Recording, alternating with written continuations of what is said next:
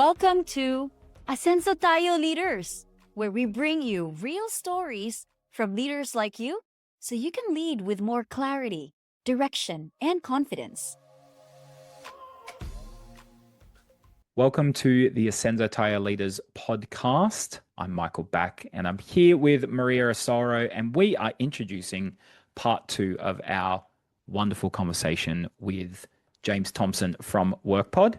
Now, if you haven't listened to part 1, I highly recommend you go back and listen to that first, because you're going to really get to know James on a pretty deep level in part 1. He's very open in sharing his story with us. Part 2, though, is more about his leadership lessons and his best advice. And we actually cover quite a bit of ground within that conversation. Maria, why don't you just share some of the things that our leader listeners can expect to hear in part 2? Yeah, my pleasure. So, guys, you would expect to hear about getting ready is more about how you are as a person. And also, there will be things in the conversation that he will dig deeper about what his thoughts are about AI and also the strengths of Filipino leaders that some of my fellow Filipino leaders tend to forget. It would be a good reminder. And there's also this whole concept that is spoke about the rocket ship. And lastly, about just what a leader should put in mind so that there would be more opportunities for a leader to be more supportive and leaning on to mentors and stuff like that. So there's a lot, guys. And I really hope that part 1 and part 2, you get a chance to really listen to from start to finish, because I tell you what, you're going to end up getting so hyped up like I was right after that episode with him. Absolutely. Yeah. And what I loved about the lessons that he shared is this isn't some Aussie guy sitting in Australia who hasn't had much experience with the Philippines. He lives in the Philippines now. He is so immersed in the culture and he understands it. So everything he shares is so relevant and so well delivered for a Filipino leadership audience. Just added that extra level of value that you don't always get in conversations like this. But yeah, very importantly, Maria, he also tells us why he has an earring, and he also has a really great story about a goat. So I think our listeners need to hear those two as well, right? Yes, of course. And I tell you what, a lot of our laughing and giggling in the background are cut out, but I tell you, we were nonstop laughing, guys. So keep an eye out on the best part, which was the Hush karaoke special. Yep. You get to hear Maria sing, everyone. So if you want to hear Maria sing, please don't fast forward. Listen to the whole thing. But there is a little dessert at the end of the main meal that you can enjoy, a nice little sweet treat at the end of part 2. All right. Well, I reckon we should get into it. Absolutely. Let's get on to it. Without further ado, we are introducing part 2 of our chat with James Thompson from WorkPod.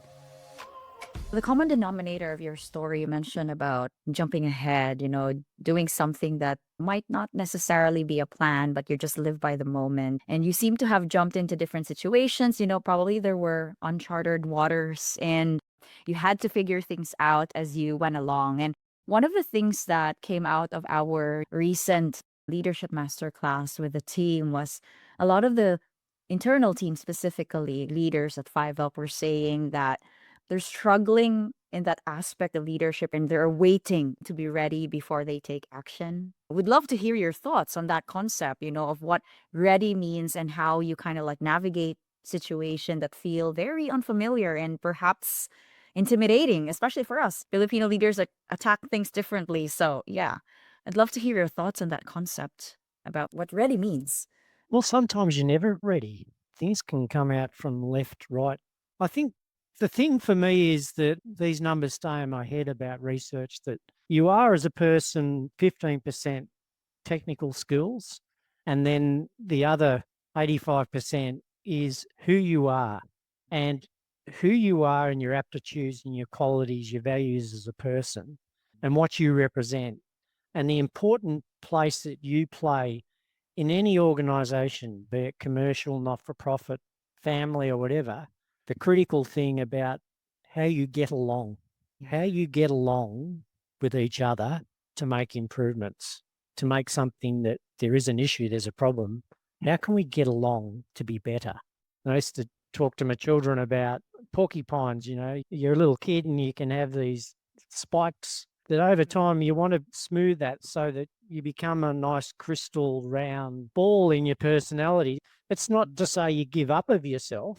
You still want to have the capacity to have strong conversations with your peers and the like, but it's about listening, being an elephant, looking and listening, the big eyes, big ears, and listening to what's in and around you, what people's views are, and getting along, having the conversations and moving forward in a direction that is of improvement. That's what I'm all about. Issues can happen at any time. You may not be ready for it, but it's how you are as a person, how you sit as a person, how you represent yourself to others in getting along, that you're not abrasive. People feel at ease to sit in the moment with you. I think that's really an interesting idea, that 85% of being a good leader is your character and who you are. I've definitely noticed with some of the Filipino leaders, there's this maybe a default belief of, oh, I've got to be more like this leader, or I've got to kind of adopt what Western leadership is, rather than leaning into, no, actually, what do I uniquely bring to the table? And what is it about me that comes naturally and is instinctive and that I'm really good at, and that I can double down on that? And that's something we talked about in that masterclass too, is to often the things that we are the best at, we're not aware of because they're so innate to us that we don't realize their strengths.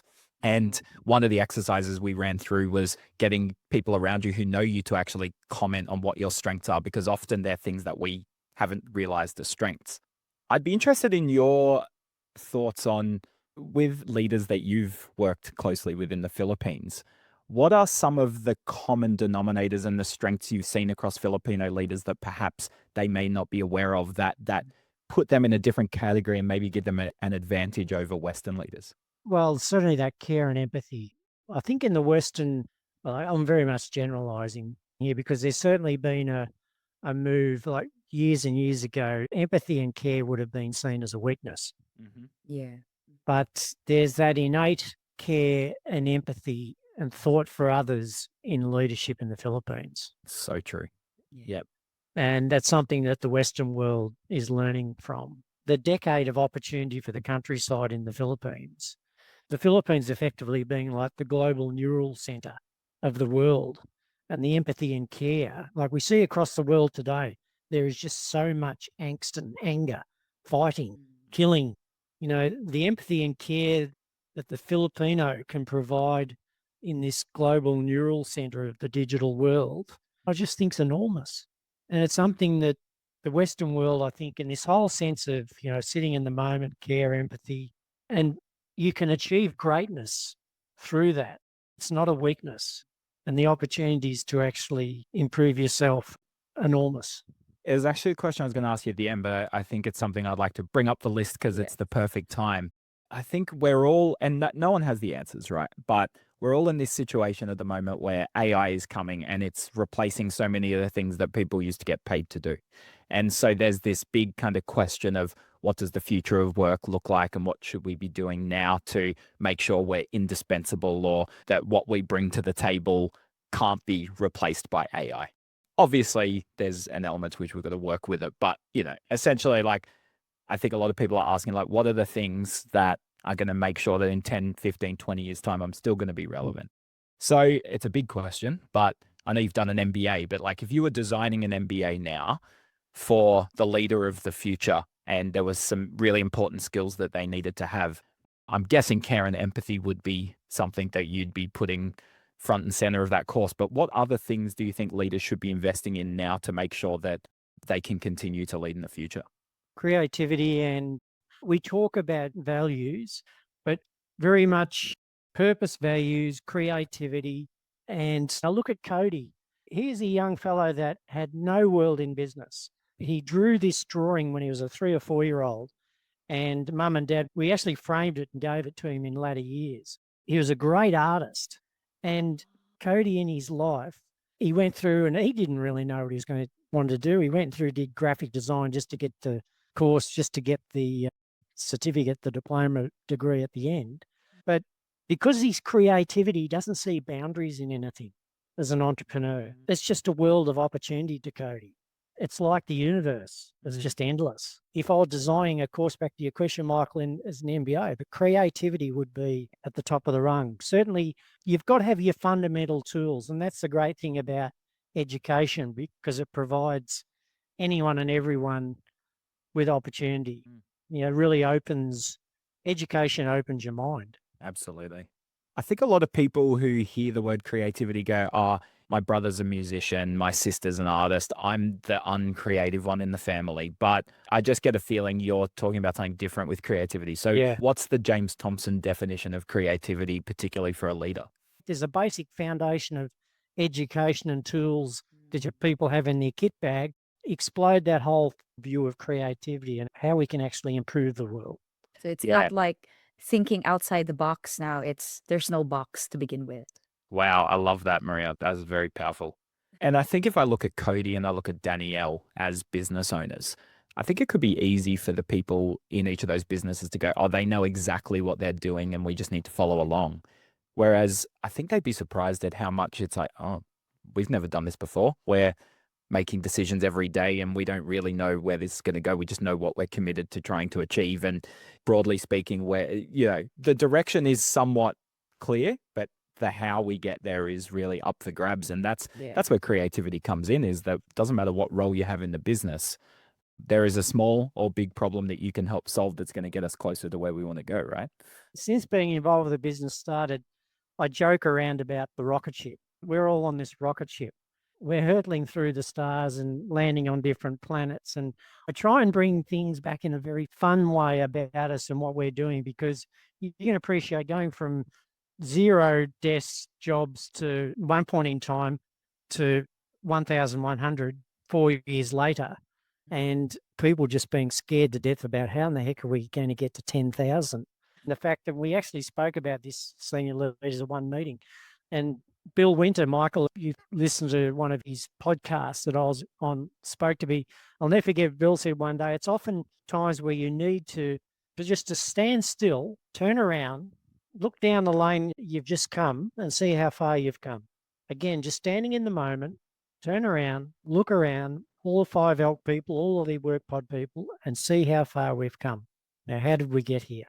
So the opportunities are endless. There was a lot of stress, you can imagine, going through as you scale, different periods of scaling, is that instead of bracing, embrace. Don't brace, embrace. Just a couple of weeks ago, talking to Cody online, and we talk about creativity and feelings. The leadership of the past would be sort of rolling around in their coffins. I said to Cody, you get this sense, and we all do, you get this sense of feeling that there's a greater capacity building within the business, within the team, the leaders, greater confidence.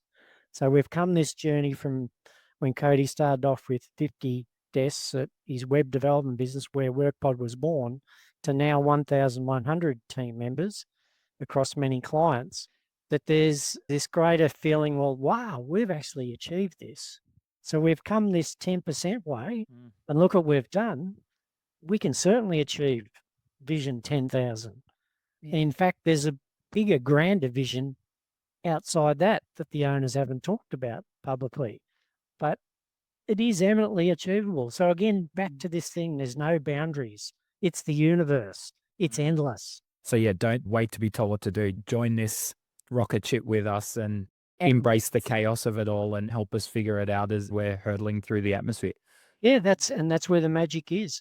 I love that the word magic just came up again. Feels like the word of the podcast, doesn't it? Yes. It's the whole theme of this podcast. I want to ask you, James, I think sometimes I think a lot of humans are stuck in this trap of, once this is over, then I'll be able to relax, or it's hard at the moment, but at a certain point, it's going to get easier.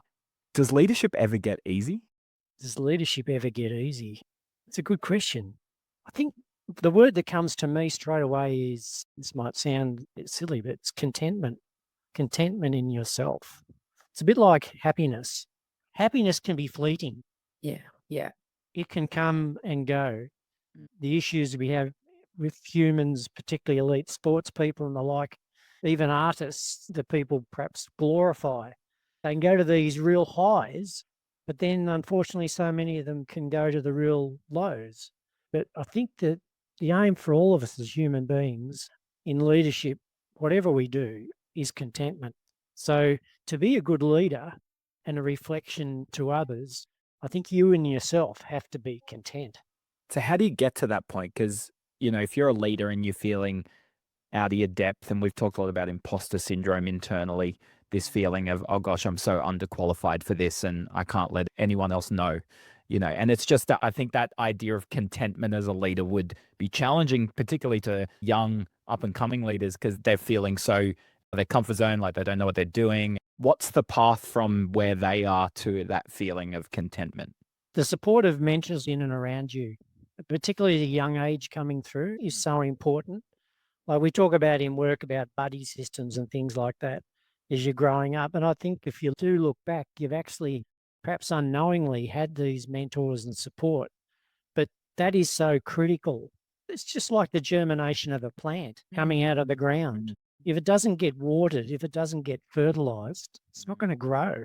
So it's having that support in and around you. Some of it may be informal, formal, but for a young person in leadership coming up, they've got to have those frameworks in and around them to support them. And then slowly the scaffolding can come away. They may have more of those wave periods as you're younger, but as you do get older and wiser and more experienced, perhaps to say that level of contentment is perhaps easier to behold. But in answer to your question, I think that one of the critical things in yourself as being a good leader, an effective leader, is that having that contentment, both within yourself personally and professionally. Yeah. And also to allow that for somebody to, like the leader or a young person coming into a leadership role, would also have that, white belt mentality and being able to also absorb what these mentors would be providing and the littlest of coaching day in, day out, and even the experiences as well as part of the role. So I think that's really powerful to mention about contentment, but also to allow contentment to come in. Young leaders would also accept these mentorship and the coaching and would be open to the idea that, yeah, it's never going to be easy. There are things that we don't know. There are things that we need to jump into.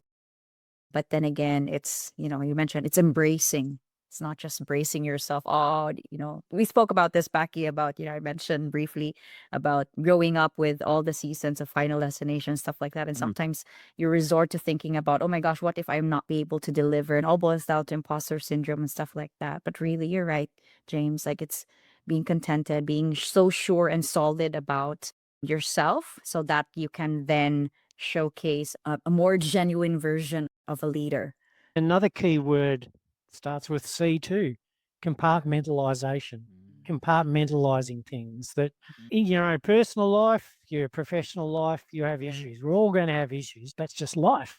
Is that compartmentalizing things where an issue might occur, again, you try and solve the issue, you try and make things better. And sometimes you may be able to do it, sometimes not. But when it's finished with and dealt with, put it in the file, put it in the cupboard, put it away. It's not to say you forget about it forever, but there's nothing more you can do is once you've dealt with the issue. And don't spend too much time reflecting on it. Once you've talked about root cause issues and corrective actions and et cetera, once you've dealt with it, put it away and move on. We learn from it, then we move on. But I think contentment and compartmentalization are critical. I was listening to a podcast the other day with a guy called Michael Checker. You may know who that is, James. He used to coach the Wallabies. And the interviewer said, oh, when you lost I think it was the 2015 World Cup, did you have some dark days? Did you lock yourself away? Did you feel really low? And he just responded so quickly and he said, no, I didn't. He said, a coach isn't who I am. A coach is just something I do. And I just thought that was such a healthy perspective that sometimes we can get so wrapped up in our work that a setback can rattle us. But when we realize that work is part of who we are, but there's many other aspects, I think that's another version of compartmentalization where it's what we give it what we've got in the moment, but we also realize there's a lot more to life than just what we're doing at work. We're about to jump into our quick climb questions, which are rapid fire questions where we don't want you to think about them too much. We just want your gut feeling.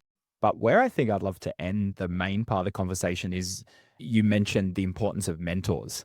And I think interviewing someone with your experience, there's so much wisdom to impart. But I also think there's an opportunity for you to reflect on some of the mentors in your career and people who have been, giants that you've stood on the shoulders of and instrumental in you becoming the leader you are. So who have been some of those mentors for you and what have they taught you about leadership? At a very early age, were just locals in the community. I came from a dysfunctional family of domestic violence as a young child in two families, and alcohol, domestic violence.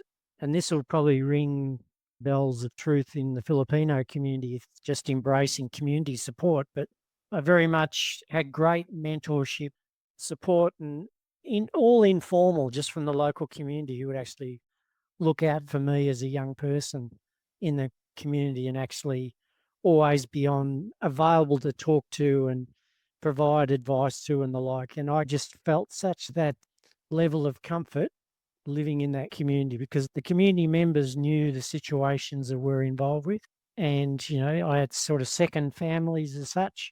So that's really was my grounding base for having that community support. And even moving into my first job in local government in the local town where I was born. Again, people in the office knew who and what I was. I'm not saying this to have any pity on me because it was just the environment that I was actually raised on. And I was actually very strongly supported and guided by many folk in the local community. So again, there's been mentorship provided. It doesn't have to be formally a badge that's put on you that says Bill Winter, who's been one of my mentors for many years. Yeah. There's just that sort of informal network out there. Like last night, I was texting our chief virtual technology officer. I treat him as a mentor, just as a guide. There's some personal things that I needed to chat through with him and just some text messages. I think having that kinship, that friendship, support that you can actually talk to and lean into is critical.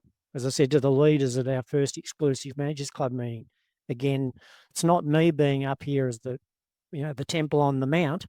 It's about them leaning into each other. Again, you don't have to have that mentor badge on your shirt, but those informal networks. But for that to happen, you've got to be open for that to happen. You've got to open yourself to these people to provide you with the support too.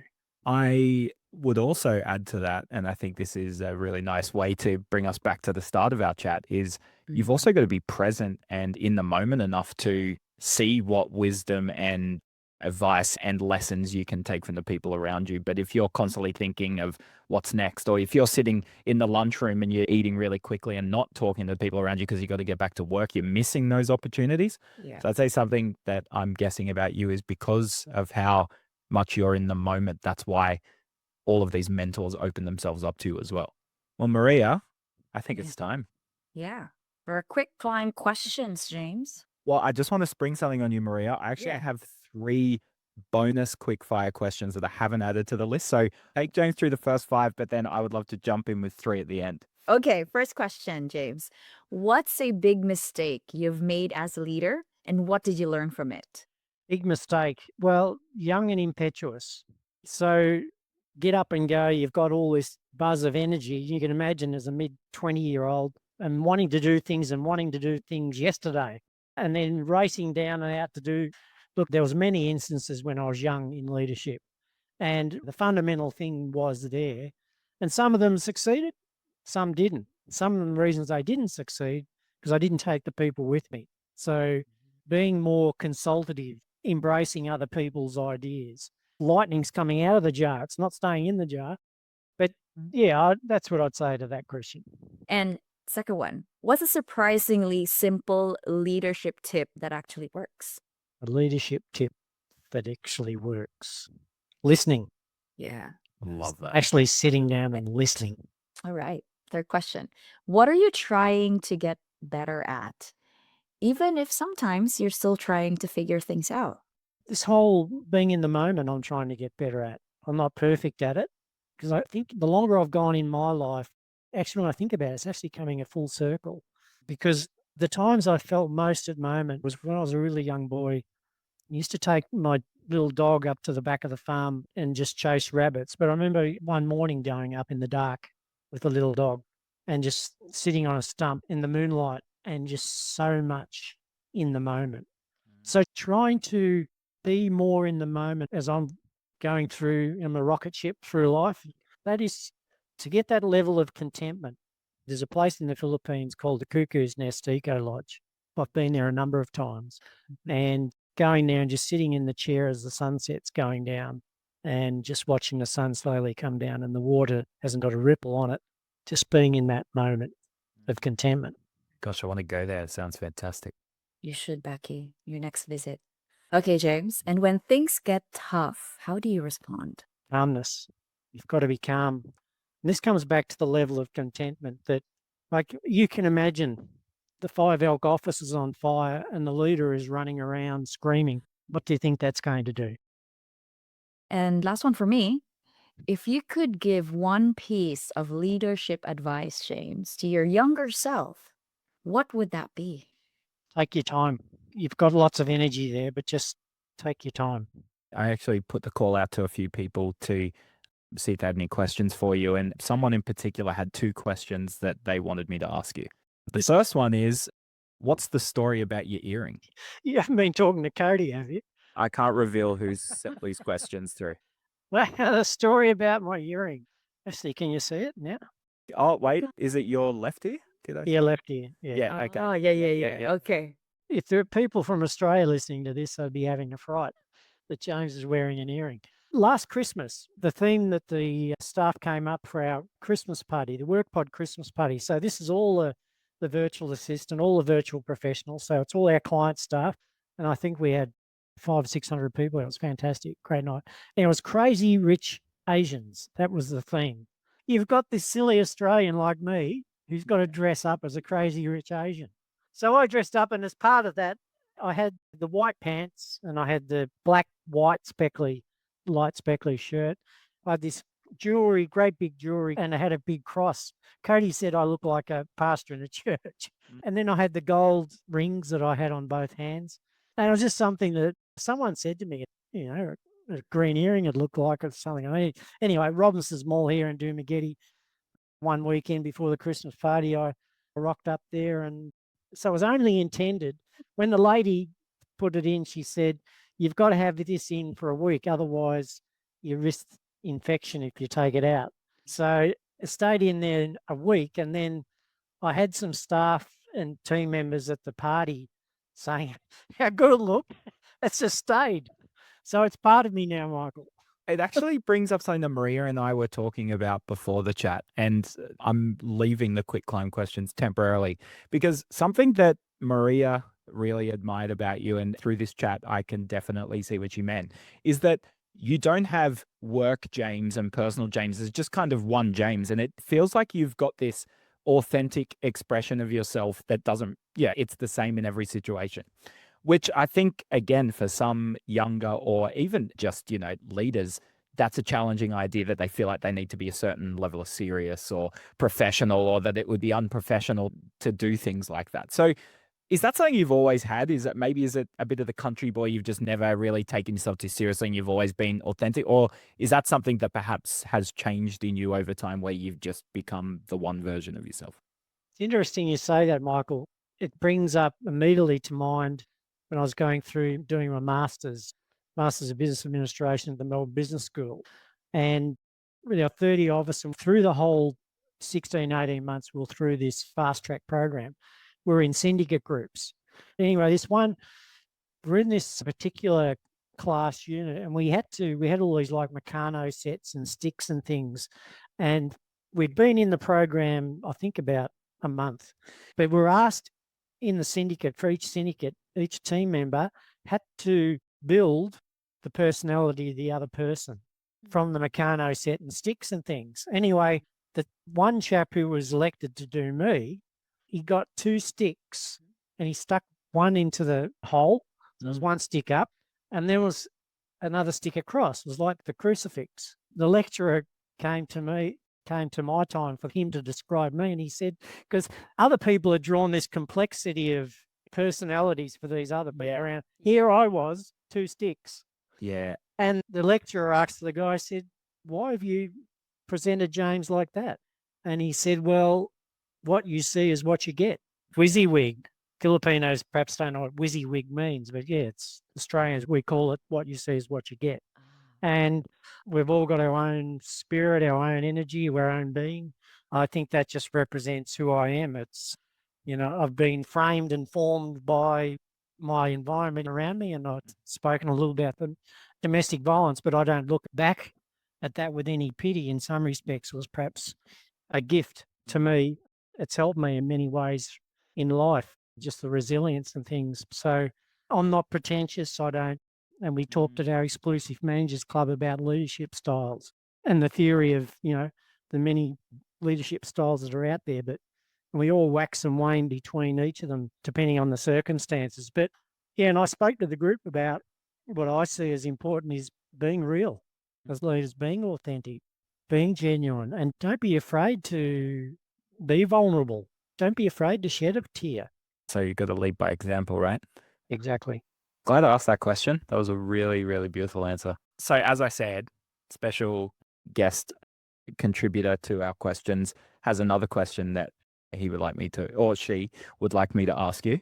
Can you please tell us the funny story about a goat hanging itself over a fence when you're a kid? This definitely Cody.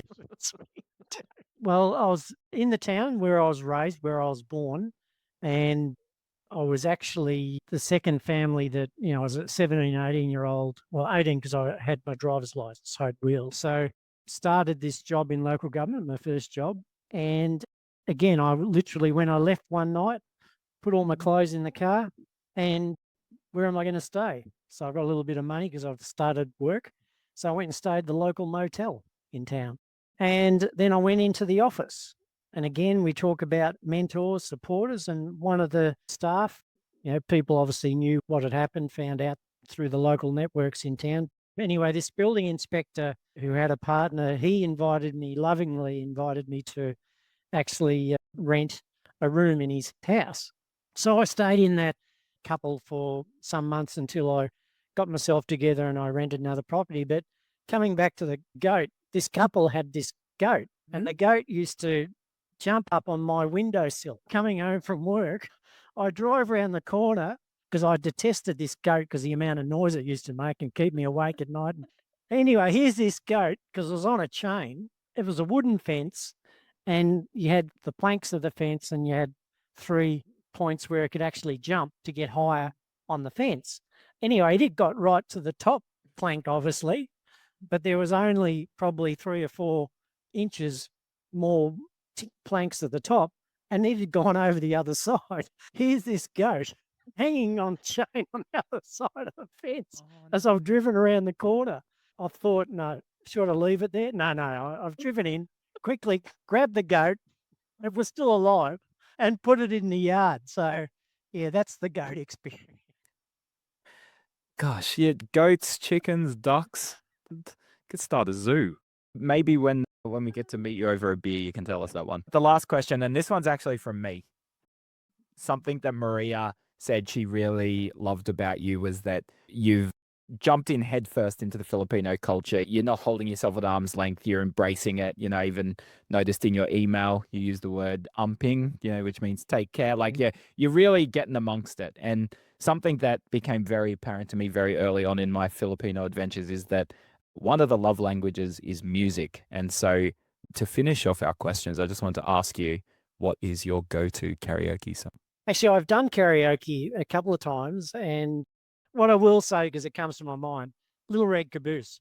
I don't know that one. Who sings that? It's not a karaoke song, but it's the only thing that comes to my mind in the sense that because I won a prize for singing when I was young, and I was taught at a very young age, and she was a piano teacher too, and I actually sang Christmas carols in front of the church to a whole crowd of people. And I can still remember to this day having this white shirt on with the top button done up, and my neck was just throbbing. But so I had a good singing voice because I was coached a little bit when I was young. And I talk about Little Red Caboose because this particular school summer camp where hundreds of kids from the country would go down to Melbourne. Anyway, we're in the hall this night, and a number of kids were invited to come up to help with something in the backstage. I jumped in with these kids and ran up. And then once the coordinator got us up there, they said, okay, now you're up here. We don't want you to do anything in the stage. We all want you to sing a song. And we all quickly realised we should have stayed in our seats. Anyway, I had to get up and I sang this song was a song at school called Little Red Caboose. So Little Red Caboose, cha cha cha, Little Red Caboose, cha cha cha, Little Red Caboose. So it says. Anyway, I forgot half the song, but out of those 500 kids, I won third prize. Oh, So there you go. So my go-to song at karaoke, jokingly, because it's the only song I can remember, as its title is Little Red Caboose. And now the work pod team know what song to peer pressure you into singing at the next karaoke or any event. Doesn't even need to be a karaoke event. That's good. Thank you for sharing, James. Love that. How about you, Becky? Do you have a karaoke song? You did one the last time you were here. Yeah, I've got many karaoke songs. Yeah, the one that comes to mind is I was at a pub once with a group of friends and our football team had just lost and I wasn't drinking, but a lot of my friends were drinking, and because they'd had maybe a bit too much to drink, they were all really sad. A couple of them were crying. Like, it was really, taking sport a bit too seriously.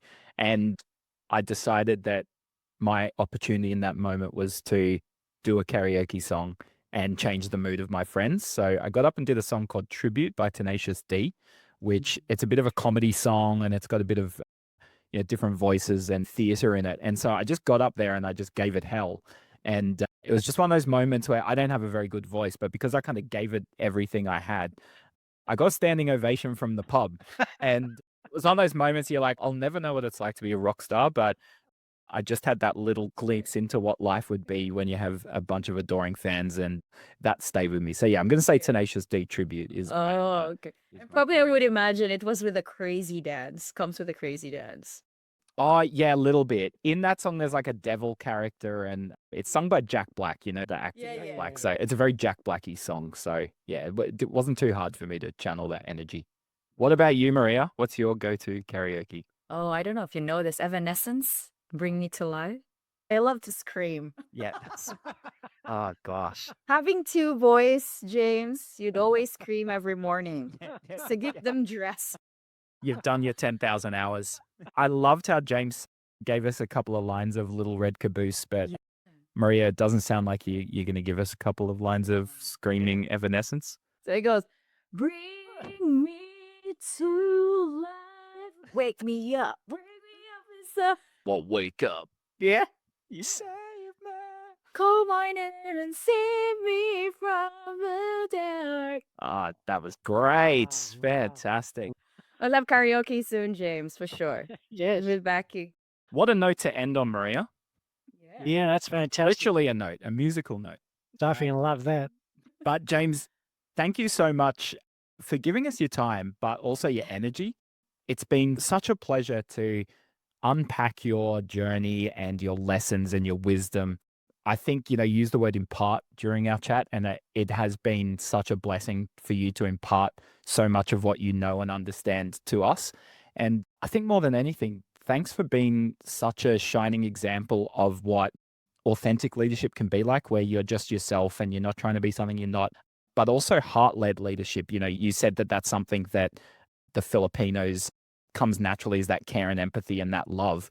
I think that's something that really radiates from you too. And it's so refreshing to see the success that you've achieved in your life and know that it's come from a place of heart and not necessarily losing your humanity. And I think there's a lot there for people to be inspired by. So thank you for your time and your energy and for being present and in the moment with us for the last hour and a half. We really, really appreciate it.